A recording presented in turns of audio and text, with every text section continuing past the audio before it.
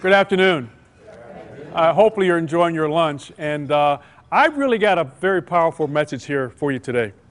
And not only is it for you, but it's also for me. Because I get the same challenges you get day in and day out. More and more people are asking for what? A discount. People are asking for discounts that never asked before. Your existing customers are coming back and saying what? I know we agreed for this, but there's any way possible you could. I was with a company 2 weeks ago. They actually got a letter saying that they're asking anyone who wants to continue to do business with them to drop their prices 15%. Or else what? We'll drop you. But let me tell you something quick that happened to that. He called me up panicking. He says, Marvin, I'm going to email you something. So he emailed me the letter. So I emailed it back and I said, well, that letter doesn't apply to you. He says, what do you mean? It's got my name. I said, no, that letter doesn't apply to you. I said, I guarantee it's a what? It's a form letter that went out to all their customers. So I said, here's what I want you to do. I want you to call him and schedule a time to meet with him. And he said, and then do what? I said, you're going to take this letter with you and let him know that I'm sure that what? This doesn't apply to me. So he did what I said, and guess what? He didn't have to cut his prices 15%. So the point I'm making there is, a lot of times people will ask you for money off in hopes that you'll what? Give it to them. I mean, wouldn't you? If you thought you had a chance, wouldn't you? So one of the things I want to talk about here today is, and that's the main topic here, is how do you sell value and not what? Price. I guarantee you, every business represented here, you are not in a position to sell price. What you have to do, though, is sell value. And it was tough for me to come up with 7 things. I know I'm under a time constraint here. So I tried to focus on 7 specific areas that I'm going to share with you that you better have shored up, or else you're going to be discounting a lot. And at the end of the day, you're giving away your profit. You're giving away your commission if you're a sales person. Because I don't know about you, but I tell you what, I'm not going to work any less if I give something off of that particular price. I'm still going to work what? Just as hard. We had a little sidebar conversation up here before we started. We were talking about it's usually the customers that beat you up are the ones that you want to fire. Right? Not only are they ones you want to fire, they're also the ones that as soon as somebody else comes along with a lower price, what do? Bye-bye. You know, so we really want to make sure in the onset, I tell people all the time, first and foremost, as a part of that needs assessment that you're doing, you sit down with that customer initially, you want to find out, is this the customer that's going to fit the relationship that you're looking for? Because right now, their potential, they start off with a suspect, then prospect, then maybe hopefully a customer, but then you want to convert them very quickly to a what? A relationship. This is a relationship. This is ongoing. See, relationships don't beat you up. Customers will, but relationships, long term, they shouldn't beat you up. This is something that should be something you can foster into a long-term opportunity. So here's the 7, and I actually changed one because I thought the one was even more important than the one I had down there. That's what I was doing when I was sitting over there. The first thing I want you to write down is 2 words, and I'm not going to give you a lot to write, but the first thing I want you to write down is no fear. No fear. A lot of discounts are given because you're afraid. As soon as they say what? They didn't even look at you wrong. Matter of fact, let me back up from there. When you put the proposal together for them, because maybe you didn't talk about money for whatever reason, so you went back and had to put some pricing together for them.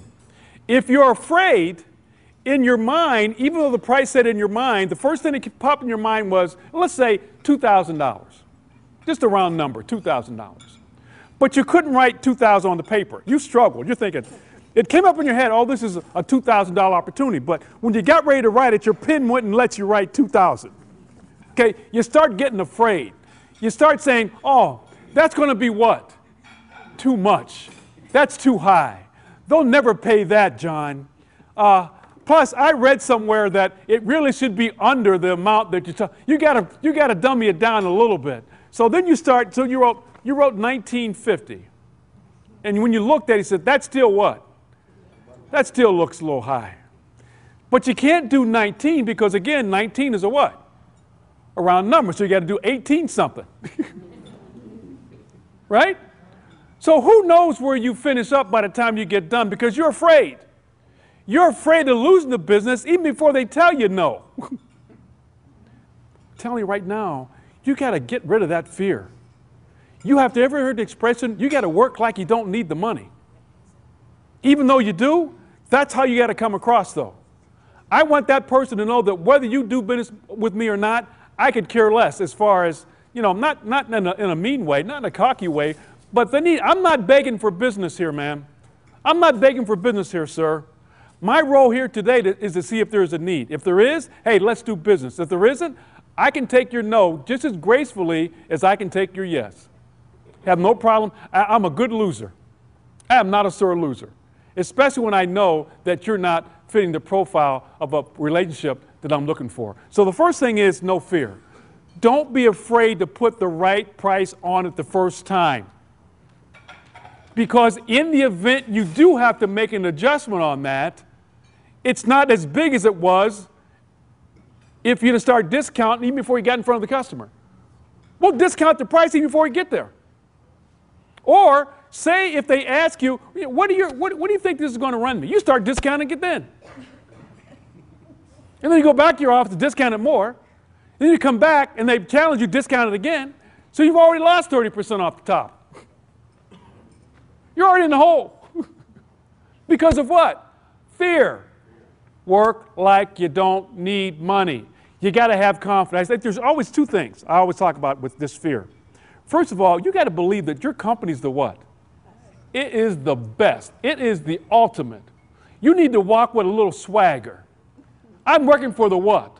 The best company that provides, number two, what? The best product or service. We are the what? We are the creme de la creme. We are the what? We are the best. You got to believe that. And then you have to believe that yourself, that you're the what? Now it's not just the company, but it's also what?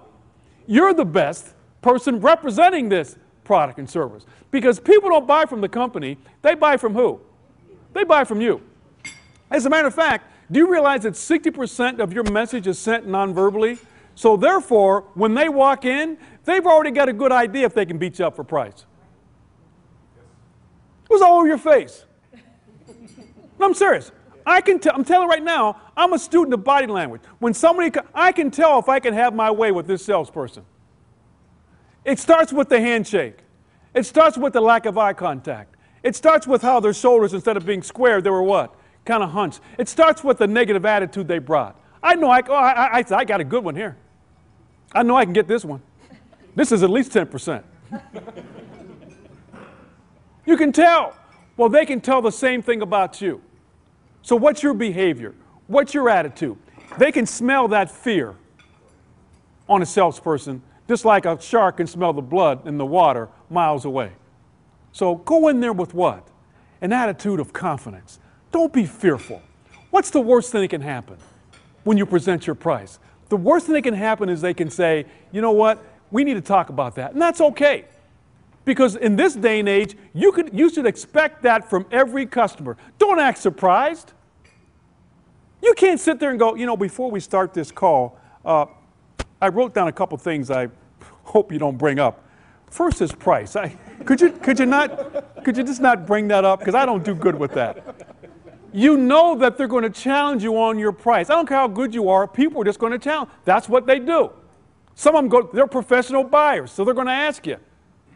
Okay, and it's our job to justify the value, to justify the price. But first and foremost, no fear. That right there will prevent you from giving anything off on the price that you quoted. And by the way, please quote the right price the first time. Ever walk away going, oh man, I could have got more. But you went in there not giving the full price on that particular product or service. Give the full price. Justify the value after you've given it. Look at number 2. Here's something else that helps you, because it kind of goes with number 1. Keep your pipeline full. keep your pipeline full. Why am I saying that? If you keep your pipeline full, it's easy to what? Train it. Yeah. You see, if I get a full pipeline, this guy starts beating me up for price, I know I got what? Another one. I got another one I go after. Right, I can say, you know what, sir, it seems like that we're not going to be able to work together, but I appreciate the time. Because I know I got what? I got a lot more people that I know that will what? Benefit from what I have. But if that's the only thing I got going this month, it's just you. I have nothing else to fall back on. Hey, you just write the price in here for me. Because I got to go back to my sales manager with something. That's what happens. That's what creates that fear sometimes, because you have nothing in your pipeline, nothing going on. We could do a training just on that today about how to keep that pipeline what? Full. The place I just came from this morning, I talked about cultivating new relationships while building on existing ones. That's how you do it. That's how you keep your pipeline full. Maximizing your existing customers, but also using your existing customers to get new ones by asking them for what? Referrals. Do you know that, and this is not even in my paper, do you know that 20% of your customer base will refer you whether you ask them or not? But here's the better news. 60% of your customer base will refer you if you just what? You just ask them. Now wait, now you got to be referable. You got to be doing what you're supposed to be doing. But boy, is that good news? So keep your pipeline full with your existing customers. Build on them. Cultivate new ones from them. It's sitting right there in front of you. Okay? That way I have no problem walking away because I know I got something else that can replace you. Remember, work like you what? Don't need money. So first two, no fear. Second one, keep your pipeline full. Third one is just as important. If I ask you right now, give me 20 reasons why I should use your company. I should use your service. I should use your product. And then out of those 20, carve out your top 5 that you always want to make sure every customer knows. Could you do that? Because you said at least 20, at least 20. And then what's your top 5? Then you take those top 5 and then what's that one that you know nobody else can beat you at, that you tout all the time? My background is J.B. Robinson Jewelers. That's that company that Steve was talking about. The number one feature that Larry always wanted us to talk about, especially in the early days, because nobody else had one, was a 6-week unconditional money-back guarantee. And they always want also to make sure we just give the feature, but we also gave the what? The benefit. People don't buy features. They buy what that feature is going to do for them, and that's called the what? That's the benefit. That's the value that I'm referring to. What's the value that I get from being with you? What's the value I get from having your product or service? I need to know what's in it for me. So sometime when a guy would come in by himself, he's buying an engagement ring, I'd say, look, I wouldn't call it a 6-week money-back guarantee. I'd say, you know what, you got romance insurance for 6 weeks. He'd go, what? I said, you got romance insurance for 6 weeks. What that means to you is, for any reason, you give it to her, she doesn't like it, you bring it back and we'll pick out something for yourself. And he'd go, yeah. Do you know the value that each one of your features brings? Can you customize it like I just did with that 6 weeks? Money back guarantee? What's the value? People don't mind paying. They just don't want to overpay. You know what I mean? They're going to challenge you just to make sure they're not overpaying. And they'll say, is this the best price? Are you sure you can't do a little better on that for me? Because I just want to make sure. Because the last place tried to rip me off. When I said that, they said, I'll give you another 10%. So I just want to see if there's another 10% in for me. Or 15, or 20. Okay. Are you in a position to know the value that you bring?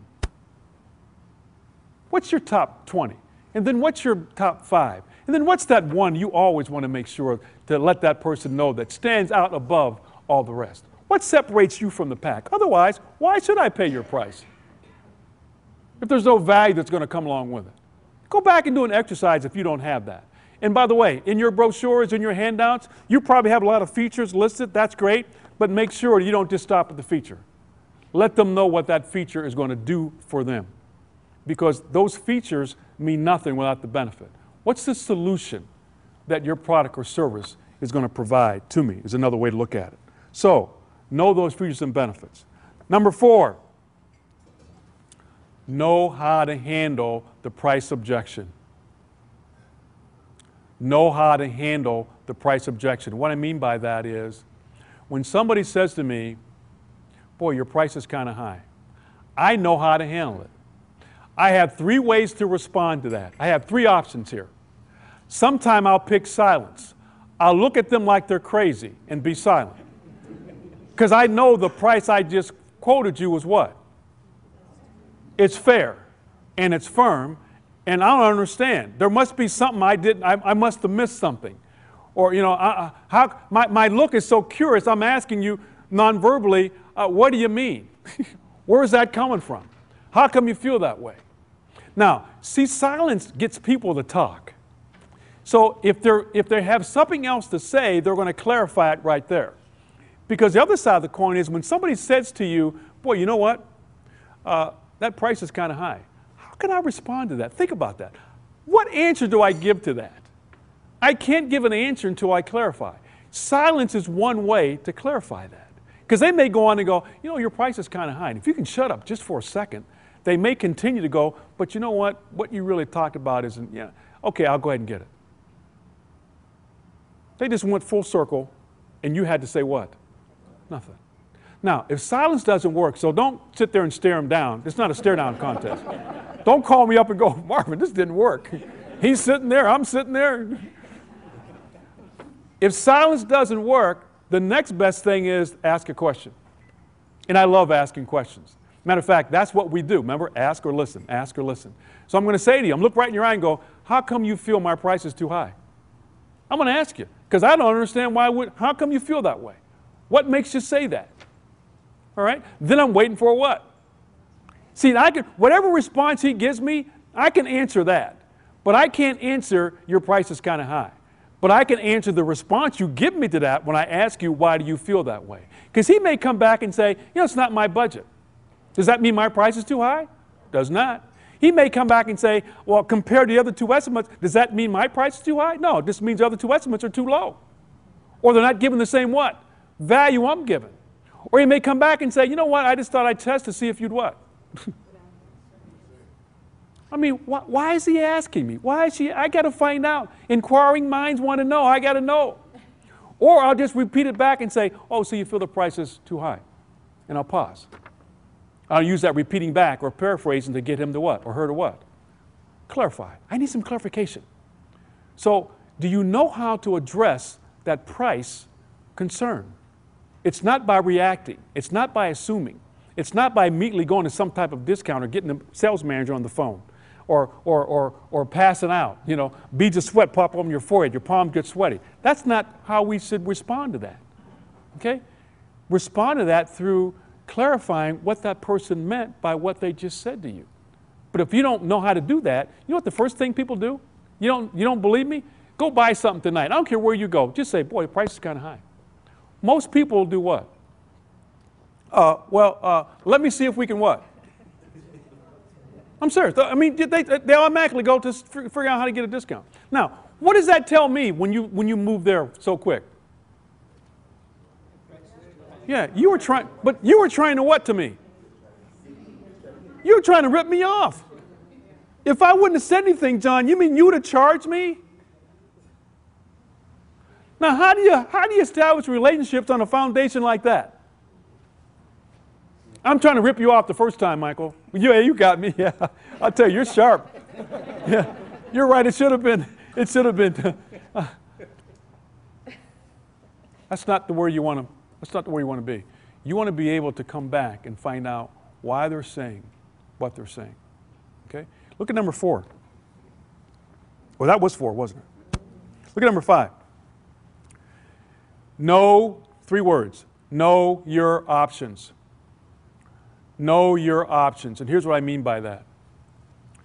Before I even consider giving anybody off on anything, I'm always looking to see how I can help them get it at the price I quoted. Just completed a seminar last week with an option.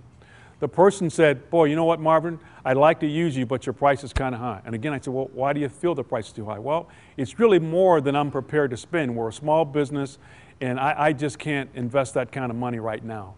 And I said, well, hey, I can appreciate that. I said, do you know another company that you would feel comfortable partnering with you that may be in need of training too, that could share the what? And she said, that's a great idea. I do know somebody. You know what? Let me give him a call. Yeah, hold up. And she called him. She called me back and said, I do have somebody, and we did the seminar.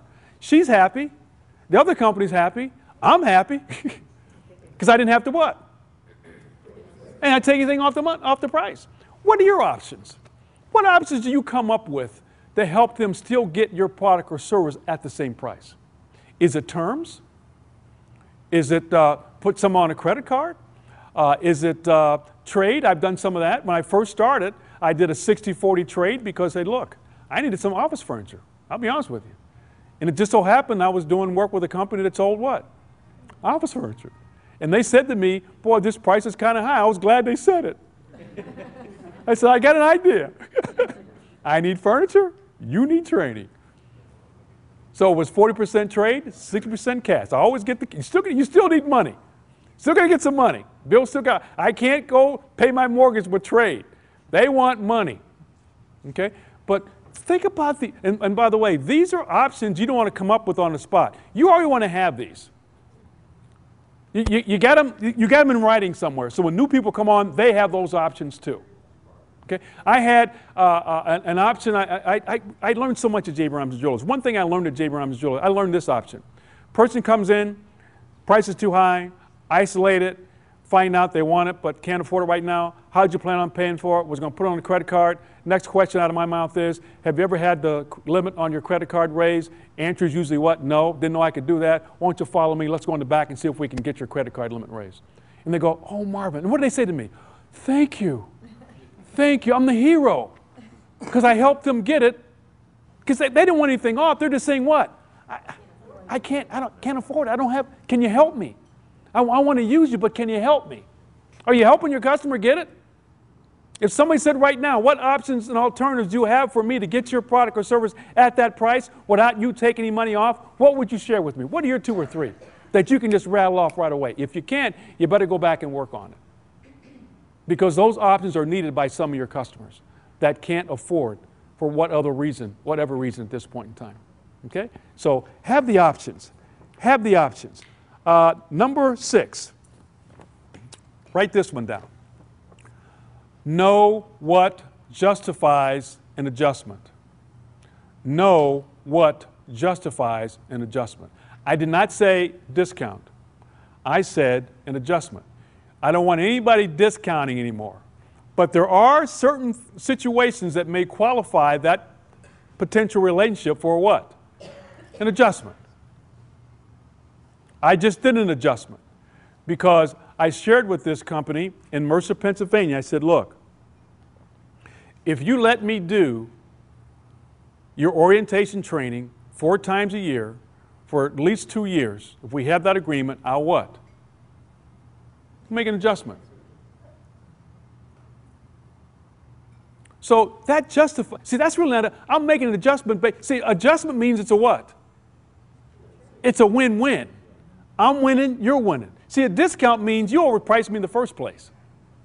But if I make an adjustment, I got to give you a reason for taking something off. And the reason now is we have a what? A long-term agreement. We got an agreement here. So anything that has to do with an agreement or a contract or long-term, I'd give you something off for that, knowing that for 2 years I got that business 4 times a year. I can count on it like clockwork.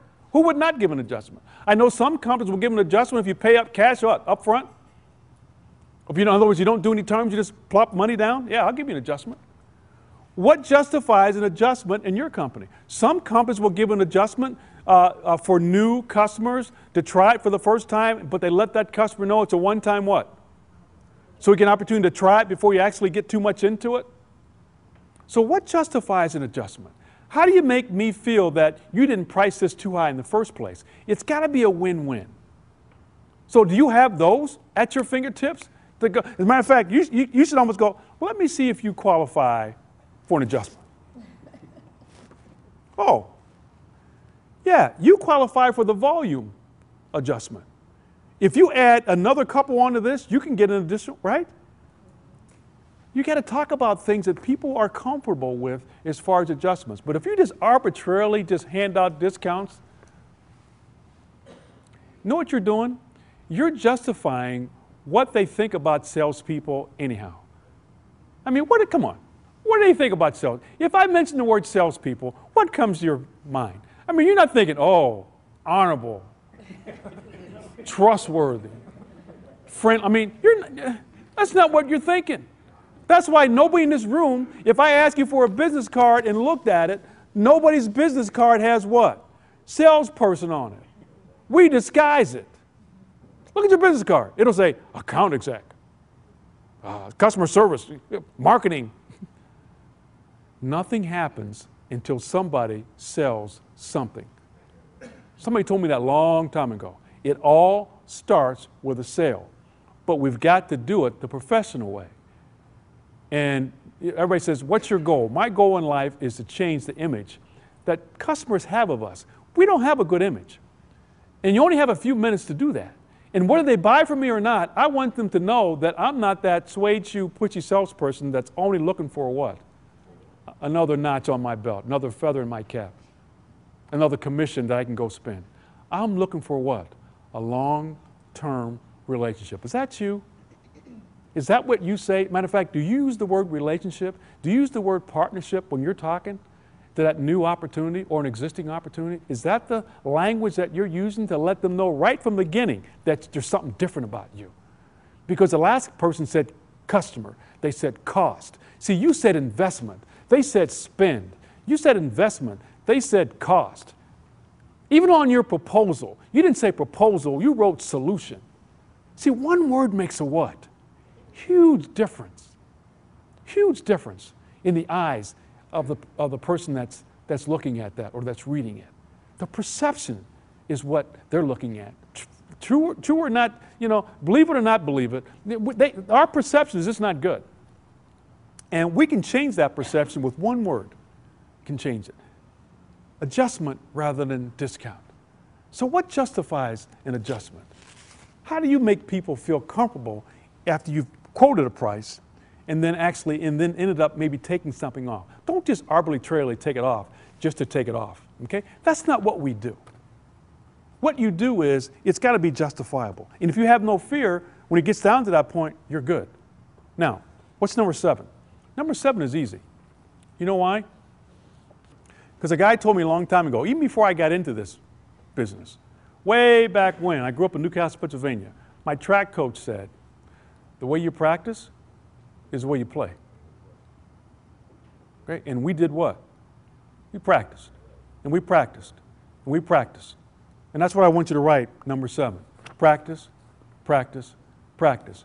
You need to practice how you're going to overcome this price resistance that they're going to give it to you. And not only is it going to come under price, it's going to come under postponement, it's going to come under competition, it's going to come under your product.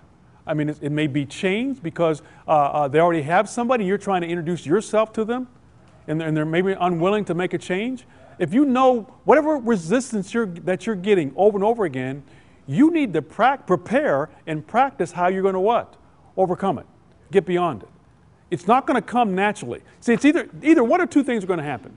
Either you practice on your customer and you lose, or you practice with your peers and you're prepared. I don't know about you, but I'd rather be what? Prepared. Because I know the next person I call on is probably going to say to me, man, Marvin, I love what you're talking about, but what? Your price is kind of high. I'm prepared. Are you prepared? I have that no fear. Look, and sometimes I don't walk away much, but I've walked away going, ooh, I could just use that little bit. Just that little bit I could use, right? But there's a point in time where sometime working for a little bit, you usually don't get even that little bit, because then they come back and they what? They beat you up for more and more and more. And you wind up going backwards, and you didn't make any money on that particular situation. Okay? So look down these 7. How much preparation and practice have you done in no fear, keeping your pipeline full, knowing those features and benefits, the value. Do you have your 20 down to your top 5 and even that one that really stands out? Do you know how to handle that price resistance, either by asking a question, repeating it back, paraphrasing, and by doing that, you're isolating what the real reason is. And by the way, that works everywhere. I never, when my kids were growing up, if any one of them came to me and said, Dad, I don't feel good, I did not just throw them in the car and run them to the emergency. I did one of those 3 things. Either ask a question and said, what? What's wrong? What's wrong? What's the matter? Or I repeated back and said, oh, you don't feel good. Or it was the middle of the night, I didn't say anything. I'm just silent. Right? We use those 3 things all the time. You didn't panic. Don't panic when the customer challenges you on price. Okay? What justifies an adjustment? Okay? What options can you provide? And then how much practicing are you doing in advance before you go on that call? Especially if you know you're going to be delivering a proposal. You're delivering that solution to that customer. And you know that they may hit you with postponement or price or competition or change. Why not be prepared? Do a dry run. One person's the customer, the other person's the person presenting it, and then go through it. Do a mock. That when you get there, at least you have the what? You got the answer. Have the answer. That's all we're talking about, is have the answer. Preparation and practice for peak performance. Preparation and practice for peak performance. Okay? Make sense? That's my message today. That's it, 7 points. And normally I like stay and hang around and hang out and have iced tea with you, but I've got to be downtown by about 1:30. So please forgive me. But what I have in front of you there is my email address and my phone number. I started a sales tip at the beginning of this year. If you want to get my sales tip, just go on marvinmontgomery.com. You can register there and you'll get a sales tip every week from me. Okay? But I want to thank Steve for thinking about me and giving me an opportunity to come back in front of this group. And I want everybody just to make it. I never say have a great year. I always say make it a great year, because we have that ability to do that. You get what you expect. So let's expect this to be a great year. Okay? Make sense? Thanks so much.